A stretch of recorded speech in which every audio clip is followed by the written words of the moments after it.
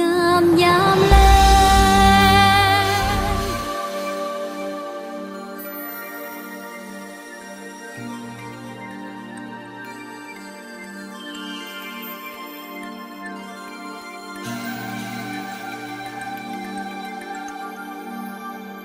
สุดงามยามแลแดนแห่งอิสลาม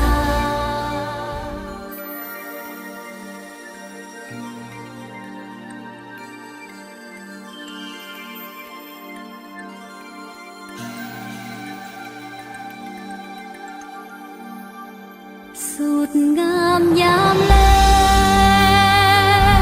แดนแห่งอิสลามภูพ่อป่าด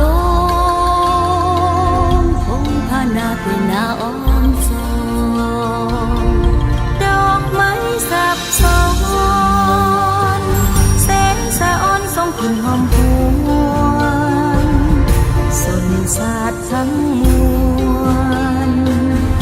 มีสีเสรีรวมสามัคคีเป็นพี่น้องเดียวต่อสู้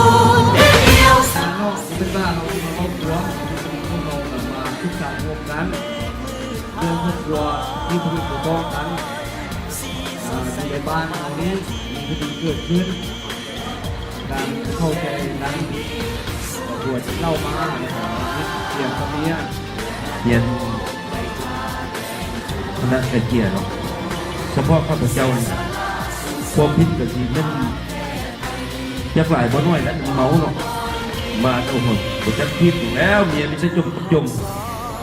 มาไอ้พ่อมันได้กินข้าวบ้างเนี่ยใครเนี่ยไปนี่เป็นสแตกเข้ามาว่าจะได้โอ้มึงใครที่โคตรใจบ้าเนาะโอ้ยทางนี้มันก็ว่าบุไรแล้วคุณจะเอาสีมึงง่ายไปจะใส่ว่านบุไรว่าจะได้แบบนี้บ่เอาสิละเป็นเทปเป็นไรใส่กลุ่มตานี่กับห่วยมอดกระบองเนาะมอดแสงกระบองกับห่วยทุกท่านแล้วนิ่งมาเลยครับใส่บอลฟังลำอีกทีนี้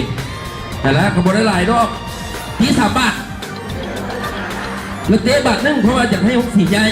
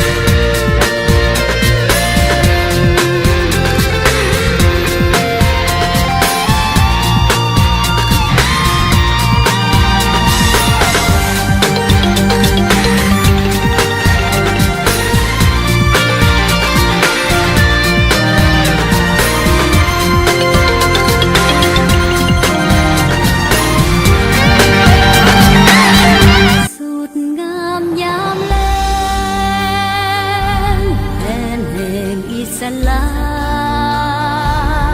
ภูพ่อป่าด